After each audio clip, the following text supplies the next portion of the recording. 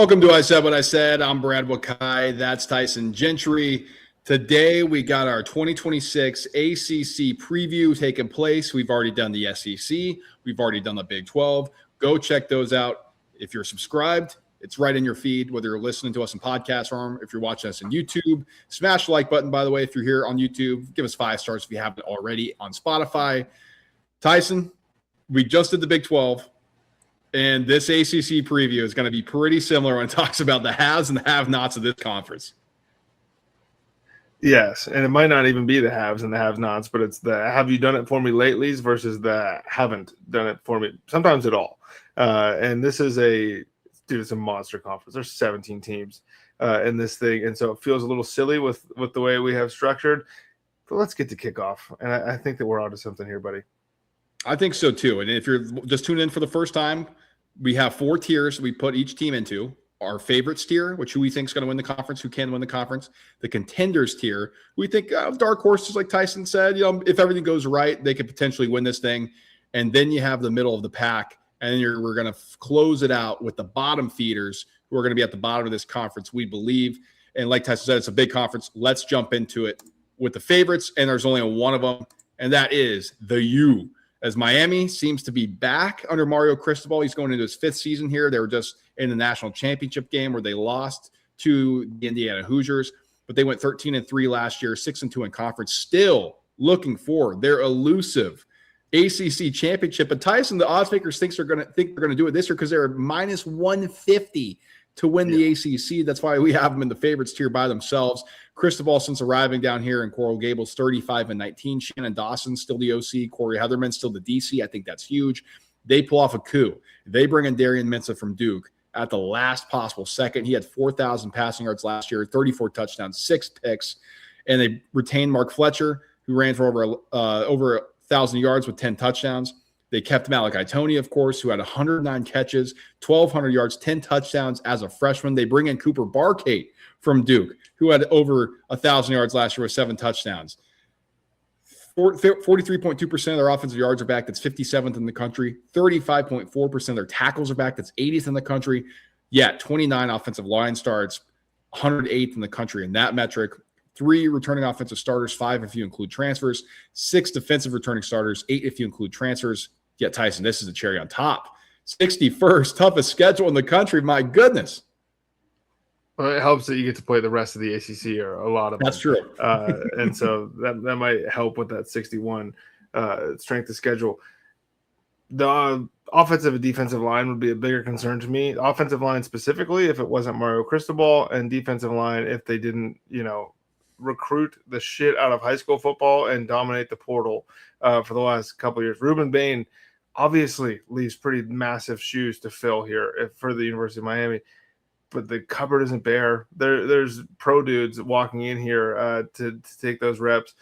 You just ran through it. Basically, it reads like an ACC all-star team from a year ago, and that's why we have them by themselves in the favorite tier here. This is a team that played for a national championship and I think outperformed people's expectations in that national championship game. And don't forget, Brad, this came after we were all kind of collectively, I'm done with the ACC. I'm wiping my hands clean with this conference. And Miami was like, well, hold up, wait a minute.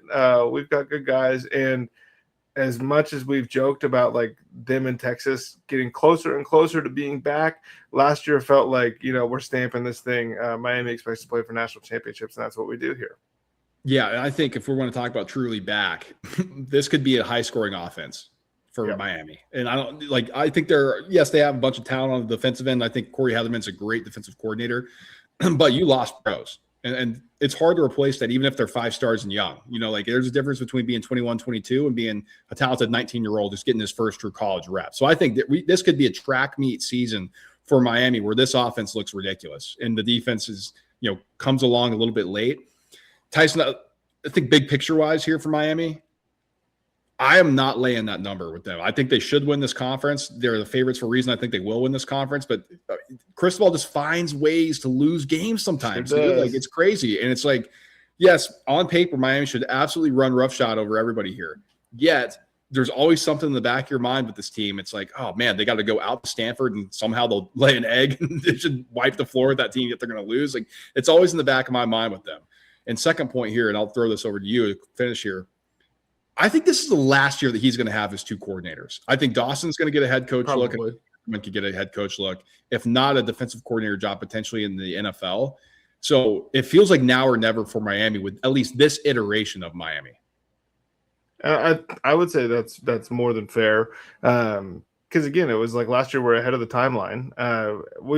Everyone was like, Carson Beck sucks. And then Carson Beck played for a national championship. Yeah, the last throw he threw in college football was an interception, but that doesn't mean that he didn't help get him there. And I think Malachi Toney could be in for a gigantic season. I do too. Let's get into the contenders tier. And we have three teams in this section. And the first one we're going to start with is SMU, because they've done an exceptional job since jumping up to the Power 4 ranks. Rhett Lashley going into his fifth season. He's 38-16. They went 9-4 last year, 6-2 in conference. Kevin Jennings is back. 3,600 yards last year, 66 touchdowns, 66% completion percentage, 26 touchdowns, 13 interceptions. I think he was dealing with some stuff down the stretch, which impacted him. But Kevin Jennings been a really good quarterback from SMU. They bring in Ken Raphael from NC State at running back, 943 yards and 13 touchdowns last year. 57.4% of their offensive yards are back, which is 34th in the country. 39.4% of their tackles are back, which is 65th in the country. 81 offensive line starts are back, which is 36 in the country. 5 returning offensive starters, 7 if you include their transfers, 3 returning defensive starters, 5 if you include their transfers. And Tyson, I feel like SMU, we see this every year, 65th toughest schedule. They get another break with the schedule. Dude, they dodge Miami, and then every time they have to go on the road, it's like, yeah, they should win that game. And I think that, bringing up starters that they lose is a valid concern that people are pointing to, especially on the defensive side of the ball. But I think SMU's are the benefit of the doubt to this point. Like, this is a program that's come up through. They're 14-2 in the ACC since they jumped up. This is really good. Made the playoff. Like, yeah, they got dominated by Penn State, but you sent them up north into cold weather. It was a team from Texas that nobody thought was going to be any good. The fact that Kevin Jennings is still playing college football is kind of blowing my mind as we sit here and kind of go through the prep for this stuff. But one of the things I started thinking about, where is he in the top signal callers in America coming back? Production-wise, college-wise, definitely in the top 10. Yeah, which is a pretty goddamn cool spot to be if you're SMU. And I think that they're going to be live to win this conference just based off of those factors combined with the schedule. Like, they got a blessing here. And I don't think that SMU's in the business of messing that up. No, and I think, you mentioned the road games at Florida State, which is the out-of-conference game on a Monday, the classic, like, Labor Day type of stuff that feels like Florida State's always playing on that Monday. Yeah. Then you go at Louisville, which is interesting. We'll talk about them next. That'll be a big game. At Syracuse, like you said, SMU should win. At Notre Dame, if they can pull off the upset there, not only would that catapult them for sure probably into the college football playoff, it could potentially knock Notre Dame out, especially because they got to go on the road at BYU. They got to play Miami. If they're looking at 3 losses for Notre Dame, not even their nonsense that they pulled with that stupid committee ranking would be able to get them in. Then they go at Stanford to close. That should be a win for SMU. So, yeah, I mean, definitely a favorable schedule for sure, especially with the signal caller you have, like you highlighted with Jennings. Let's move into Louisville because on paper, I'm super intrigued by the quarterback situation they have here, Tyson, because you bring in Lincoln Kienholz from Ohio State, and all intents and purposes, this guy was neck and neck with Julian Sayin at Ohio State to win the job there. Now he doesn't. He goes down here, the QB whisperer and Jeff Brom. This should be intriguing to see how this thing works out. But they're coming off a 9-4 season. I think for some people that was a little disappointing because they went 4-4 in conference. Again, the classic Brom. You win some big games and you lose games you shouldn't. Like that's really been the story about his entire coaching career. But you get the Browns back at running back. Isaac Brown returns, 884 yards last year with 7 tuds. Kewan Brown, 704 yards with 6 touchdowns. You bring in Trey Richardson from Vanderbilt, who had 806 yards and 7 touchdowns last year. So that's big. 27.7% of their offensive yards are back, which is 86th in the country. 31.5% of their tackles are back, which is 99th in the country. However, 142 offensive line starts are back, which is 2nd in the country. That makes me intrigued at what this offense could be. 2 returning offensive starters, but 9 if you include the transfer haul. So that's something to note. 4 defensive returning starters, 5 if you include their transfers. They get the 41st toughest schedule in the country, according to Phil Steele. What are your thoughts on this Louisville Cardinal team? I think that it's unfortunate for them that they draw SMU so early in the season, because I don't know if they're going to have time to gel here. Obviously, I mean, you touched on new quarterback. They're going to have new receivers. They got a new tight end coming in. And this was a team, you mentioned Jeff Brom's quarterback whisperer, but last year it felt like they were held back a little bit by their passing offense being so up and down. And so to draw one of the better teams in the conference immediately is a tough thing. And Brad, they got co-defensive coordinators. I'm not a fan. And so to me, it's like one of these guys is probably going to win the job, so to speak, at some point in the season. And through week 3, it's like if Kevin Jennings is slicing you up and you got 2 guys, running the defense, it's just powder keg. I don't love it. Yeah, I noticed that there's a lot of the co-DC title going around, Tyson, across college football now, and I wonder if this it's one feels real from what they're saying. This one feels like we got 2 guys that are coaching the defense. Yeah, it does feel that way. And sometimes I think it is named because it's like you can get somebody a pay bump that way by just increasing their title, or you can prevent them from moving on to some lateral jobs per se. Whereas if you're don't have the co-DC, you can jump to the DC coordinator for somebody else or defensive coordinator spot for somebody else, and that's not seen as a lateral move. So I think there is some finagling going around, of course, with any job title in corporate America. Tyson, but you mentioned starting off early with SMU. How about your first games against Ole Miss and Nashville? Yeah. That's a big one. Now, of course, I mean, if Jeff Brom, so it's like you're not nervous about that because you're like, if anybody's going to show up to the table score 80 points, it's going to be him. Let's close out the contenders tier here with the Clemson Tigers, who normally find themselves in the favorite tier. Yet we saw a massive fall from grace last season, where they went 7-6. That was with an insane number of returning starters. Tyson, I was looking at my old notes from last year. I could not believe the production that they had last year compared to what they have this year. They were definitely supposed to win the national championship. I had Clemson freaking walking through the ACC, easily winning it. Yet they went 4-4 in conference. Dabo's coming into his 19th season, 187-53 here. So I feel like I have to include that because it has been an incredible run for Dabo.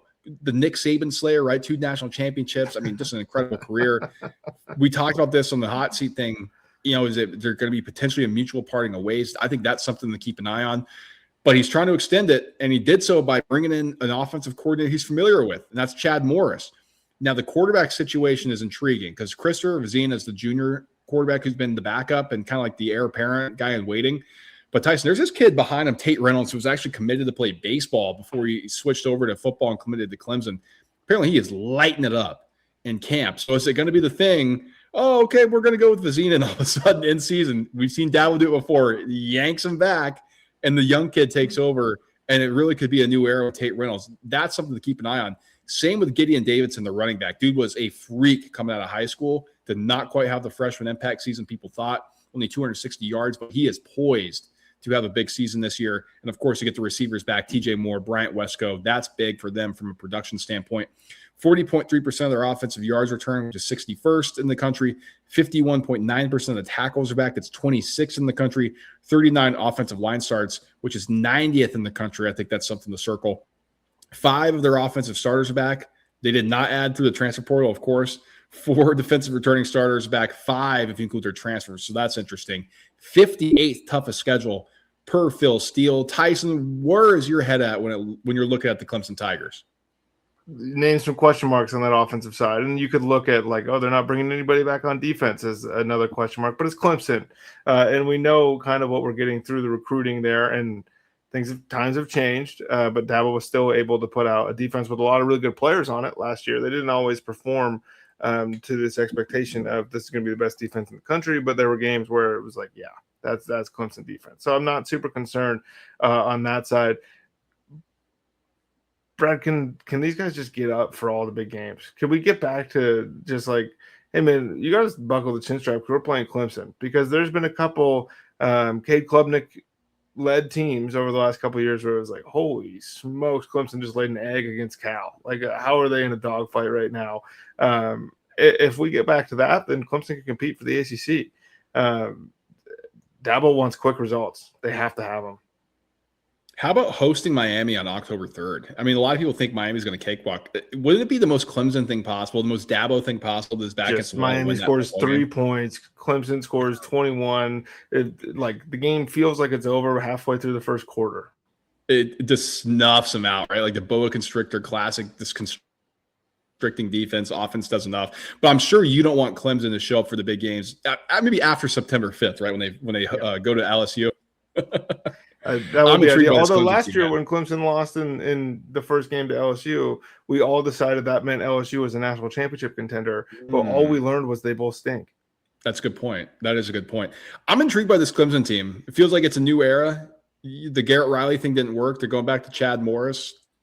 I'm fascinated to see if Dabo does a Dabo and just yanks the QB back and he goes with a young guy. I mean, we've seen it time and time again at this program. It's turned out to be the right decision more often than not. All right, getting into the middle of the pack. I can't believe I'm going to utter these words about the first team we're going to cover here, and that's Pittsburgh. Tyson, I'm mildly intrigued by Pittsburgh this season. I think they might be able to make some noise here. I'm curious your thoughts. Let's go through it. Narduzzi's back for his 12th season. This went 8-5, 6-2 in conference. Mason Heinzel is coming back. He had 2,300 yards, 64% completion percentage, 18 touchdowns, 8 interceptions, looked like a true freshman at times when you're like, dude, what is that? But at other times you're like, man, this guy is super talented. I can see why he beat out the guy who even was the guy that was supposed to be the next guy at Pittsburgh. I'm forgetting his name now. He just flat out outplayed him when he got his opportunity. But 47.8% of their returning yards or offensive yards are returning, which is 49th in the country. 41.9% of their tackles are back. That's 57th in the country. Here's where I'm really circling here for Pitt. 127 offensive line starts are back, which is 3rd in the country. I think that's big for a program like Pittsburgh who wants to be ground and pound, everything on the ground, then we can go play action after that. 7 out of the 7 offensive returning starters are homegrown. 5 of their defensive returning starters are back. 6 if you include their transfer portal haul. 63rd toughest schedule in the country, according to Phil Steele. Tyson, I think this low-key could be a team that makes a little bit of noise in the ACC. What say you? Yeah, we're getting some buzz. Pittsburgh is a dark horse to win the conference. And I think Heinzel should provide people with a lot of confidence if he takes a jump in year 2. I mean, if he takes a jump that, we're hearing right now, then we've got a freaking Heisman contender on our hands. But I'm going to pump the brakes on that a little bit. I know that you just said they've got a schedule that ranks like middle of the pack basically in the entire country. But they got to play at Miami, and they got to play at Louisville. You have to play at Virginia Tech in James Franklin's first year. You got to play at Cal, which is it's a long trip. One thing we know about Pat Narduzzi, Steel City, baby. Like we're gonna have a defense that's just good enough, and we're gonna sneak up on you.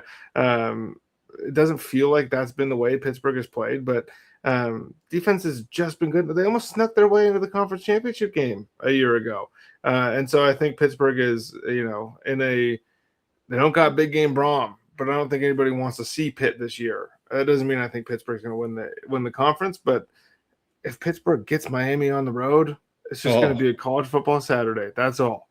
Wow. If they get Miami on the road, that would be pretty crazy. And they do close pretty hard. They host Florida State at Louisville. Then they got to go out to California. Man, oh man, that's interesting. But I'm saying it again, their win total 7.5. They won 8 games last year, over -140. If you want the 7.5 number, that's a look for me, I think, Tyson. I mean, I'm more intrigued. The more I did the prep on Pitt, I was like, I could see a pathway to this. Now, you look on paper, there's like 3 losses that I would pencil in, so that's a little bit scary. There's not a ton of margin for victory. And plus, Pat Narduzzi, man, I just can't believe I'm even saying it. I have belief in any of his football teams, but it goes to show there's some interesting stuff here. Let's move on to Virginia. Oh, man, what a season that they had under Tony Elliott last year. Felt like his back was against the wall, man. I mean, like, okay, if they lay an egg, he's done. They go 11-3, just lose out in the ACC championship game. Would have gotten them into the college football playoff. Bo Perbula transferring in after a stint at Missouri to be their quarterback. Got injured last year. Didn't have great numbers, but I'll be intrigued to see how he does this year. Peyton Lewis transferred in from Tennessee. He had 7 touchdowns on the ground, but less than 300 yards. 11.4% of the offensive yards are back. That's 122nd in the nation. 43.7% of their tackles are back. That's 52nd in the nation. However, Tyson, this is bread and butter, I think, for Virginia. 163 offensive line starts. That is 1st in the nation. That is huge for them. 3 offensive returning starters, 7 if you include transfers, 5 defensive returning starters, 8 if you include transfers, and cherry on top, you get the 68th toughest schedule according to Phil Steele. Where's your mind at if you're looking at Virginia here? I think we're going to find out how good some of those dudes were a year ago. Like Jamari Taylor was a stud, but you're mentioning all these offensive line stars coming back, and that, chicken or the egg or both. Chandler Morris being gone, like this was a guy who afterthought, and then it was like, oh, he's leading an undefeated football team, and we're getting late into the season here with Virginia. I think Bo Prabila is a really fun college quarterback, and I think that you don't have to squint very hard to see some of the limitations. And so we'll see, can Virginia repeat the success of a year ago? Probably not. But how many schools in the country – dude, this was a guy who was 11-23 before they just came out of the gates firing at everybody last year in Tony Elliott. So I think Virginia finds himself kind of outside of that top 3 or 4 spot, looking in at the rest of everyone. But the fact that we're even talking about them here is pretty impressive. Yeah, I couldn't agree more. There's probably going to be a fall from grace, not in any way bad, just kind of, I guess, maybe regressing to the mean is what I should be saying about Virginia football and kind of where we're at. And because like you said, the record wasn't kind to Tony Elliott before this past season. Is it something that he's built, or is that just a one-off and it's kind of classic ACC football? We will see. But Tyson, there is a new era at Virginia Tech, and that's because James Franklin has taken over as the head coach. What's strange is that he replaced Brent Pry, who's retained as defensive coordinator. And one of the most strange things you're ever going to say, some people are throwing the C word out there. I'm not going to say that on this program, but it certainly is that weird hotel chair that's just kind of sitting there. It's like, okay, what's that guy doing here? Ethan Grunkemeyer, he gets in from Penn State. Stepped in after Drew Aller got hurt, looked solid at times for sure. The offense changed though, and a little bit more focus on how Terry Smith wanted to run things instead of how James Franklin was letting things operate. I should add that the offensive coordinator is Ty Howell, who was an incredible tight ends coach for Penn State, but this is going to be his first year calling plays. First year as the offensive coordinator. This is a step up into a different position. We'll see how that goes. 32.7% of the offensive yards are back. That's 76th in the country. 52.3% of their tackles are back. That's 24th in the country. 88 offensive line starts are back. That's 29th in the country. And then when you look at the returning starters, 8 coming back on the offensive side of the ball, 10 if you include transfers, 7 on the defensive side of the ball, 8 if you include transfers. They get the 40th toughest schedule here in James Franklin's first year. And I think that's the biggest storyline is what does James Franklin do after a decade plus at Penn State? Yeah, no doubt about that. I think that's the story. I think, we don't do winners and losers of college football off seasons, but in the ACC, it sure feels like Virginia Tech came out ahead of everyone else. This also is James Franklin's sweet spot. My expectations are not to win a national championship. My expectations are to win 9 or 10 games. I'm going to be ranked below somebody, and I'm going to beat them. They're not going to be at the top of the conference. I'm not beating Miami. I'm probably not going to beat SMU, but I might sneak Louisville. And I think that's where Virginia Tech is in my mind. I'm not a Grunkemeyer believer. I'm happy to be wrong. I don't think this is a dude that elevates a program from where Virginia Tech was to a team that wins 10 games. But time will tell. And I think that James Franklin has one of the longest leashes in college football. Potentially. Yeah. I mean, I think from Virginia Tech he does, Tyson. I don't know about personally. Like, let's say if Florida State job opens up, is he jumping down there? We'll see. But there's been a lot of money that's been poured into Virginia Tech. People want this program to be good again. There's just a lack of belief after everything that's been going on at Virginia Tech that it could get back to that. And I think James Franklin going here was like, whoa, maybe we can do certain things. I agree. This is a perfect sweet spot. It was clear that he wasn't going to be able to win the big one at Penn State. But here in the ACC, or a big maybe one. He gets in. Yeah, or a big one. Yeah, my God. 6.5 win total, -170. So the books are telling you, especially at FanDuel, that 7 wins is probably in the cards here. I know some people are like, well, I could see them competing for the ACC, which I find laughable, Tyson, because he goes to Virginia Tech, which has no success in recent history. But at a place like Penn State, everybody laughed. But now, of course, he leaves there, and it's like, oh, he can do some successful things. I just find that funny. And I do think, Tyson, people are pointing to the schedule as, oh, it's gettable. I want to remind you, though, that Maryland, we're going to do the Big Ten schedule. I'm much more bullish on Maryland, I think, than the national consensus is. Plus, Mike Loxley freaking hates James Franklin, so that's going to be a vitriolic game that people don't really see on paper. Oh, by the way, Pitt coming into town on Friday. Yeah, Virginia Tech Pitt maybe doesn't seem big on paper. Oh, by the way, Pat Narduzzi absolutely hates James Franklin, so he's going to have his guys up for that one. After that, you got to go to California, who we're going to get into here shortly, at Clemson, at SMU, at Miami. So I think this is a tougher schedule than people are giving it credit for. I would agree with that. I also think that there's just so much excitement around the fact that, like, hey, we did it. Like, we got somebody to choose us. It'll be fine. I think it's gonna be fine. NC State, Dave Doran. This has kind of shocked me. He's back for his 14th season. He's been good, man. 95-70 at a place like NC State in this modern iteration of what college football is pretty impressive. He also retained CJ Bailey, 3,100 yards last year, 69% completion percentage, 25 touchdowns, 9 picks, 6 more scores on the ground. 54.5% of the offensive yards are back, which is 37th in the country. 33% of the tackles are back. That's 91st in the country. 67 offensive line starts back, 45th in the country.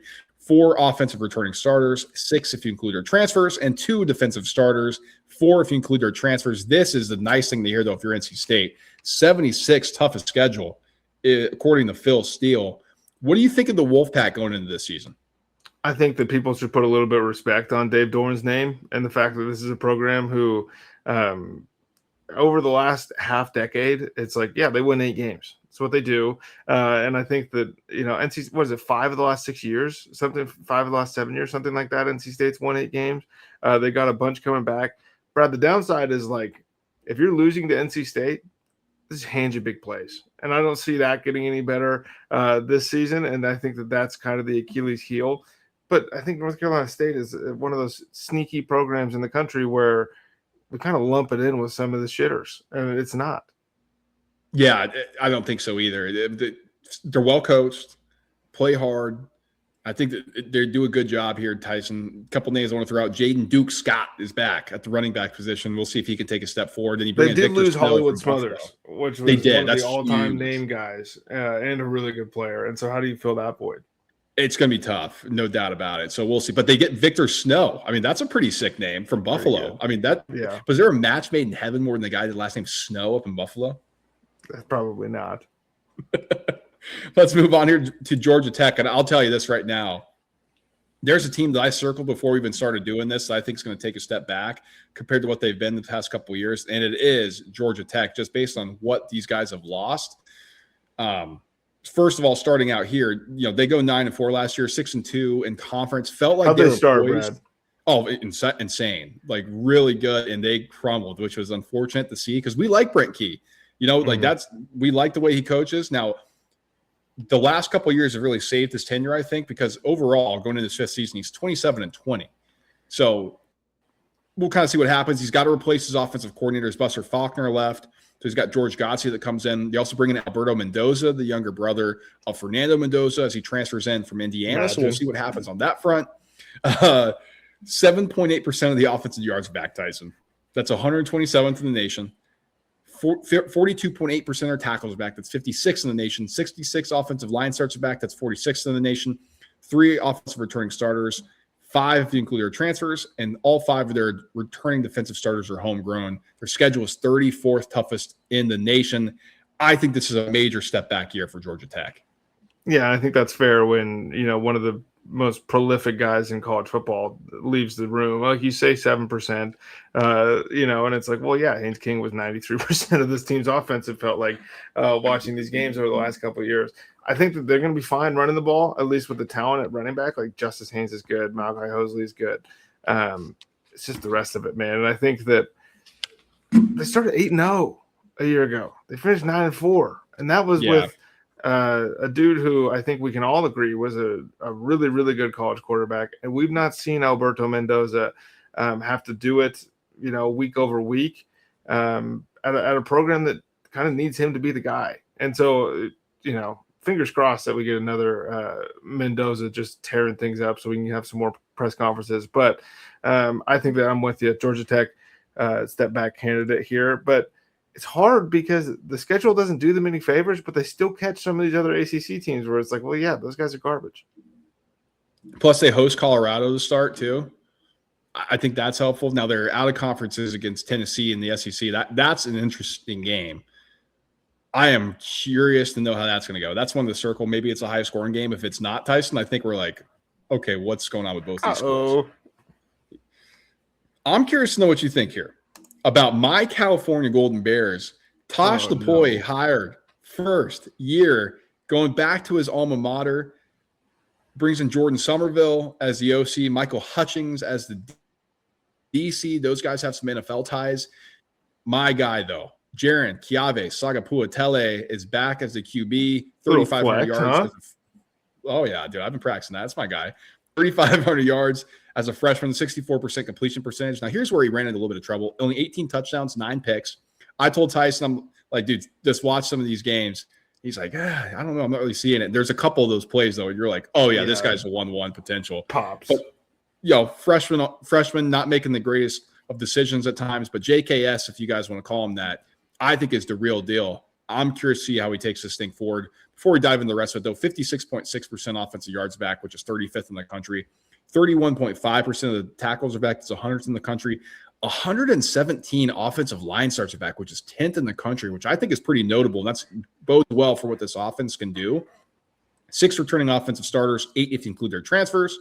3 returning defensive starters, which are all homegrown. 43rd toughest schedule, according to Phil Steele. Tyson, I'm pretty bullish on the Cal Bears. Where is your mind go when you're looking at this team? They still can't play defense, and so that's probably the number one thing that jumps out at me. Even with Tosh taking over? Look, and you named a lot of new faces and things he did well to start here.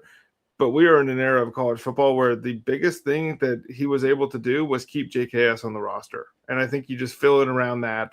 And if this guy is who they think he is, this is a team that's going to surprise people, because this is a dude who, for all intents and purposes, should be competing for a Heisman Trophy with that level of talent. Like, there were moments last year where I felt like you were a little bit too like you were not only drinking the Kool-Aid, but you were making it for others. And that's where I was like, I don't know. That's what I but do, there are baby. also moments where it was like, yeah, man, this guy throws the ball like he's freaking Caleb Williams or Aaron Rodgers or name somebody else with crazy, freaky arm talent. So, yeah, he pops off the screen. The problem is the rest of the dudes, man. And you got to field 22 of them.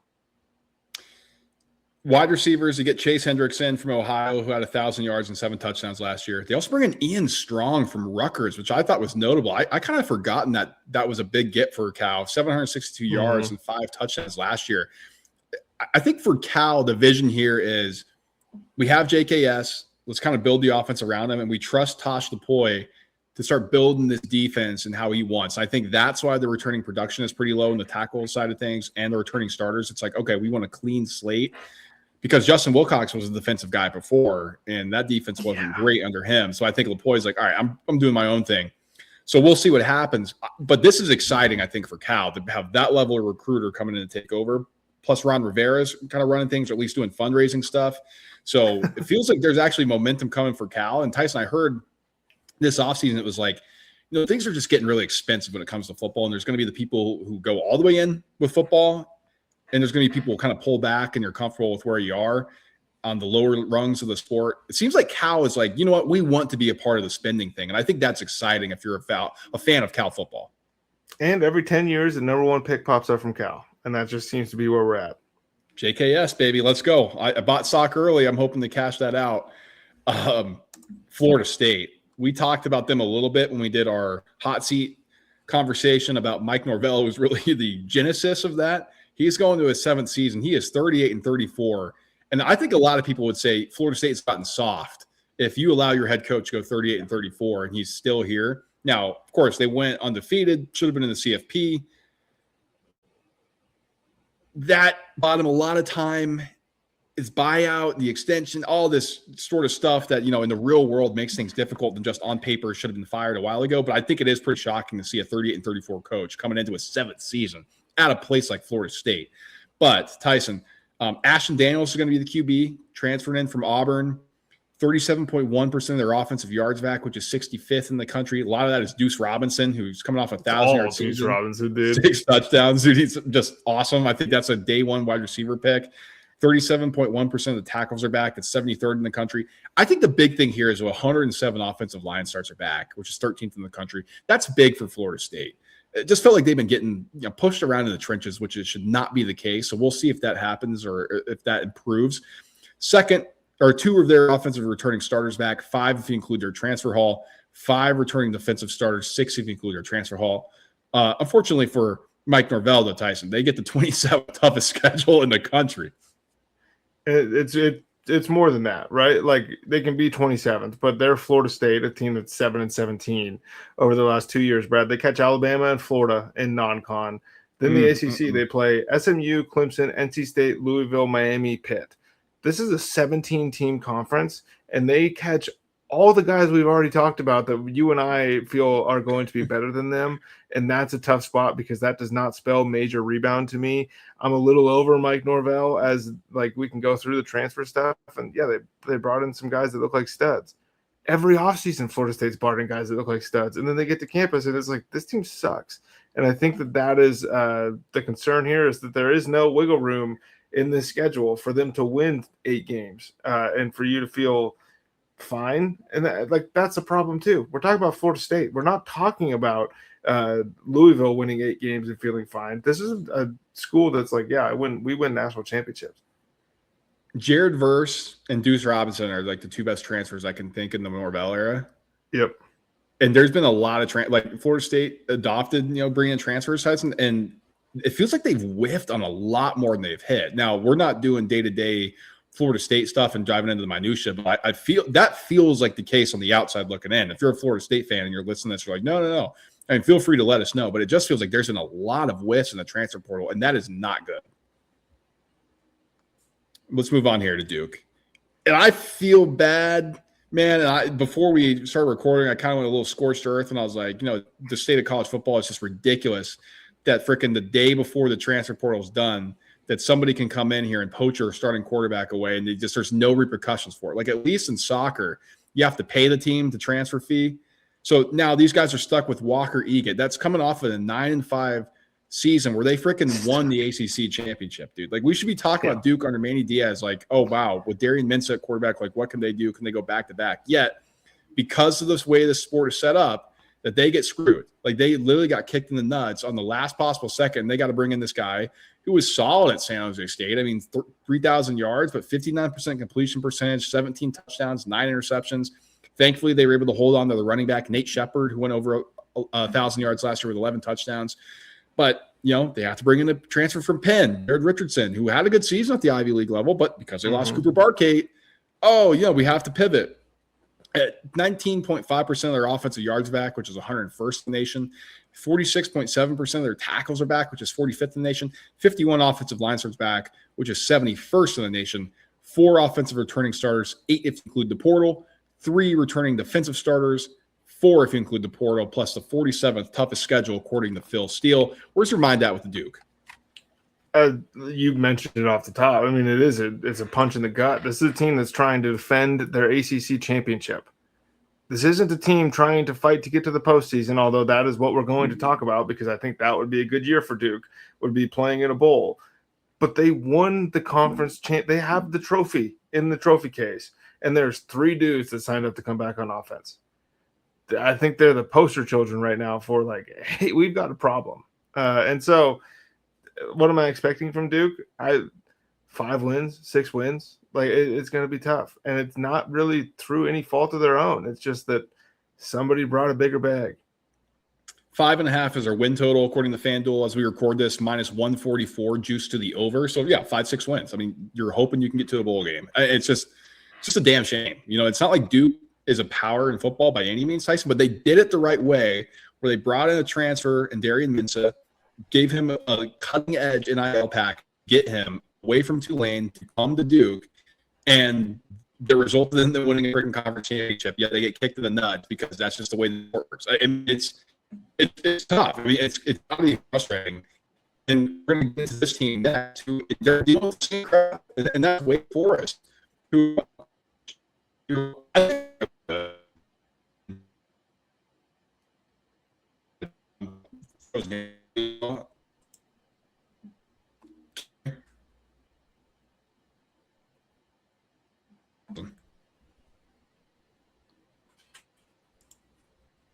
Can you hear me, Tyson? I gotcha. Okay, I think I just cut out for a second. My bad. But Jake Dickert, who came over from Washington State, they went 9-4 last year. Tyson, we're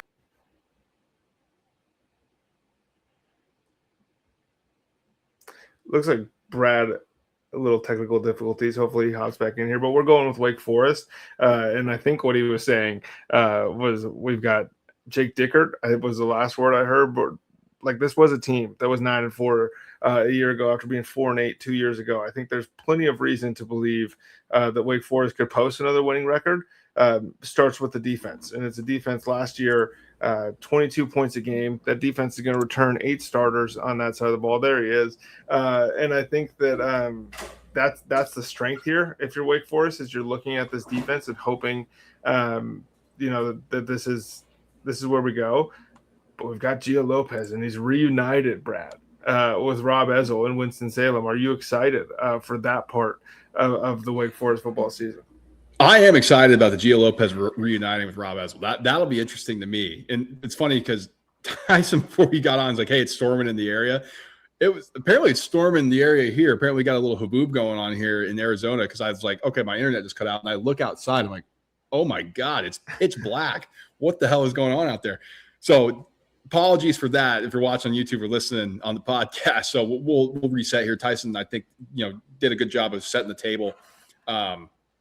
This is just a rebuild here for Jake Dickert, which sucks. I mean, just go 9-4 and then you get gutted again. I mean, 106% or 116% of their offensive yards are back. 2 returning starters.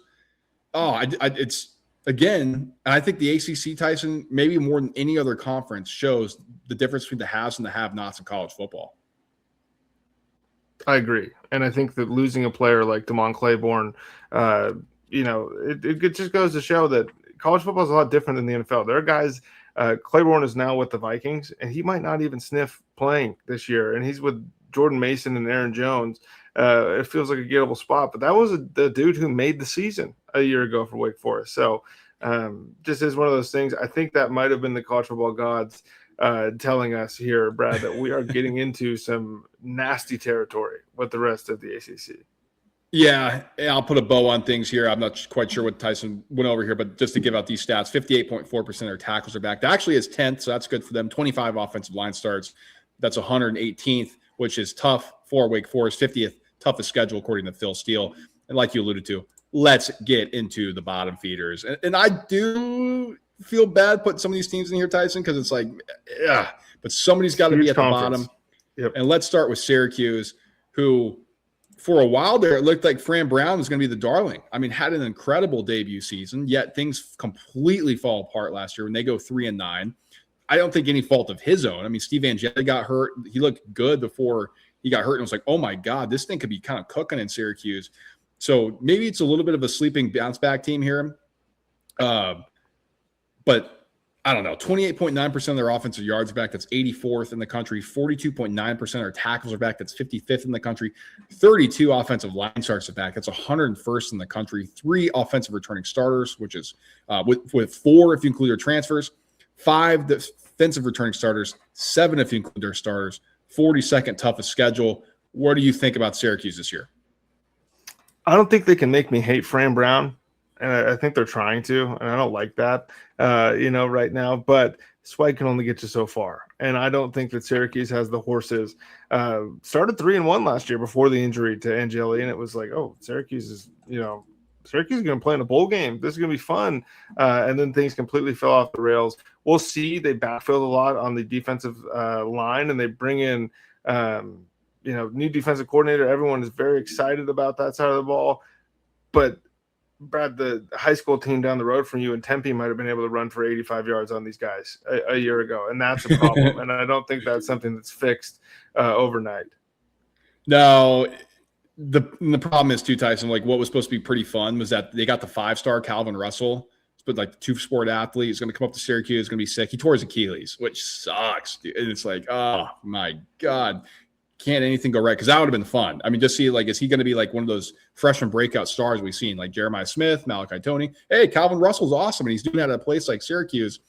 Fortunately, that's not the case. So they're going to have to rely on Cole Weaver, transferring in from Miami of Ohio. and Darian Williams, who only had 8 catches for 100 yards last year. So I think the cupboard's a little bit bare here. Like, you were really counting on Calvin Russell to be your guy. What's that going to look like? Can Angeli overcome that? We will see, especially behind a shaky offensive line, at least on paper. 4.5 is the win total, juice a little bit under. I don't know what's going to happen to Fran Brown. Tyson, I mean, obviously a good recruiter. There's still question marks about the coaching ability, but Syracuse is a tough place to win. I mean, they've even proven that it's a tough place to win in basketball, let alone football. So we'll see what happens there. Get into North Carolina. We talked about this with Belichick on our hot seat episode. I don't know if necessarily like another stinker and Belichick's going to be out, like fired. But it's just weird. If that was the case, they're fired him now. Right. So they're coming off a 4-8 season.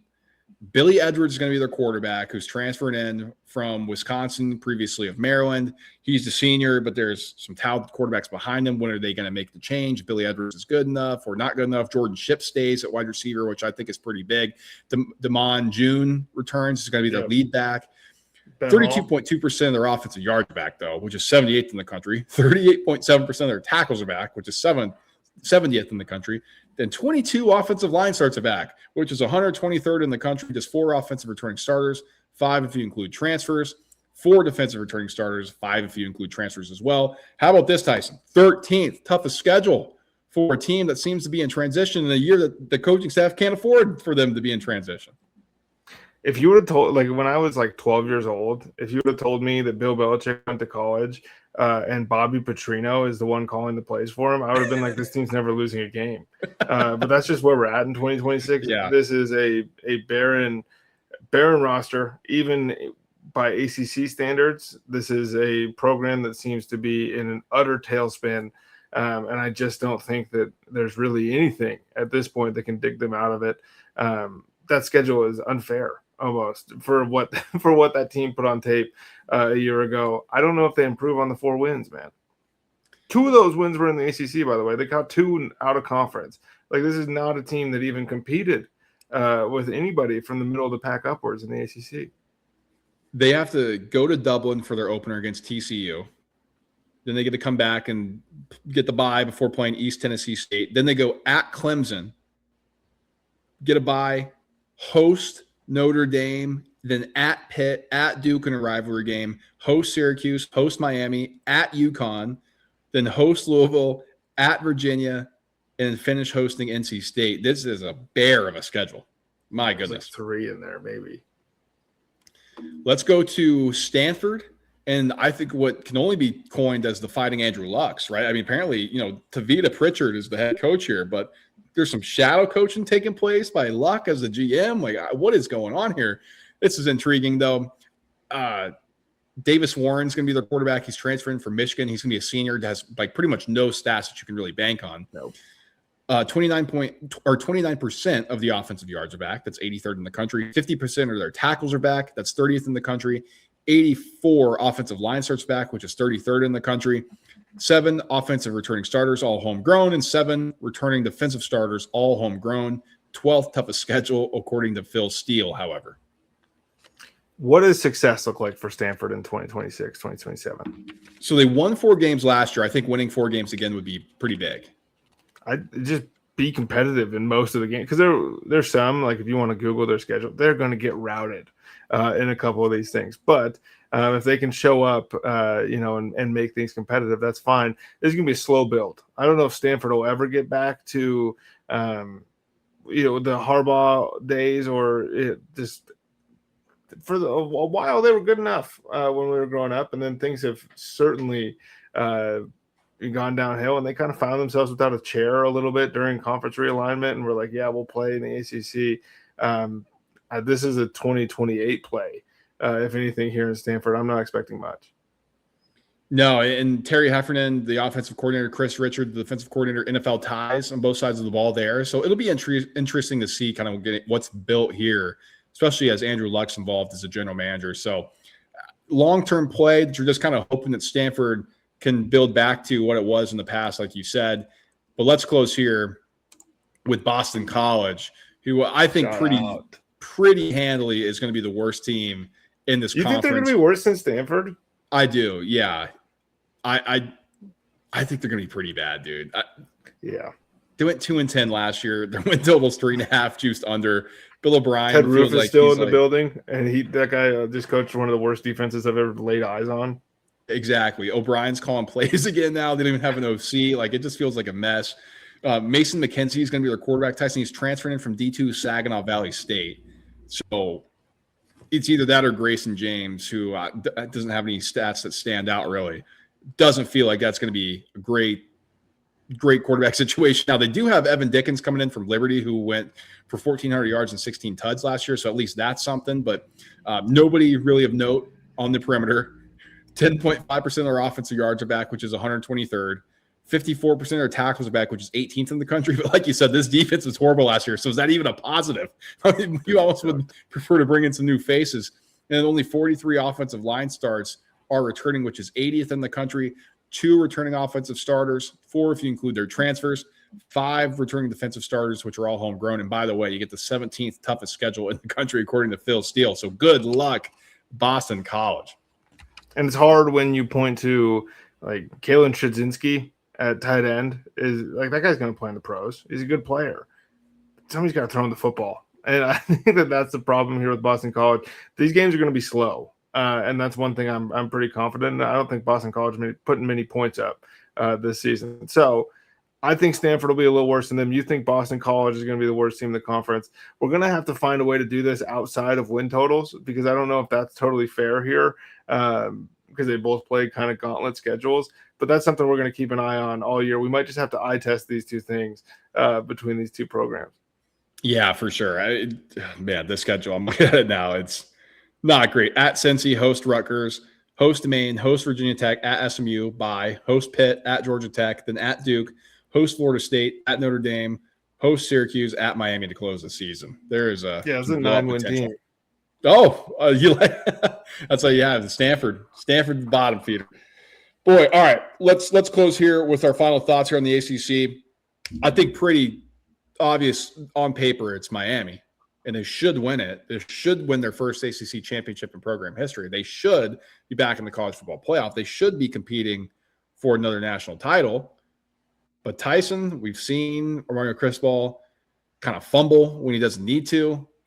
Feels like there's too much talent for that to happen, but the ACC, sometimes it gets pretty crazy. Where are you at with this conference overall? How many teams in the expanded playoff does the ACC get in? I think 2, if they're lucky. I think 2 as well, but I think there's potential for it to be 1, and I think that says more about the ACC as a whole than anything else. That's a good way to put things. As we get out of here, smash the like button if you're watching on YouTube, 5 stars if you're listening in podcast form. Subscribe so don't miss a single thing we do. Of course, we got a ton of football content coming your way as we roll into football season, not just reactions, not just previews, but also gambling episodes as Tyson and I will try to make some money this season. Share it with a friend, with your mom, your dad, your aunt, your uncle, your dad, whatever, your brother or sister, I don't even know. Share it with whoever you know. We'll be finishing up with our conference previews on the college football side of thing with the Big Ten. Go check out our SEC. Go check out our Big 12. We'll talk to you when we talk to you. Till then, guys. Peace.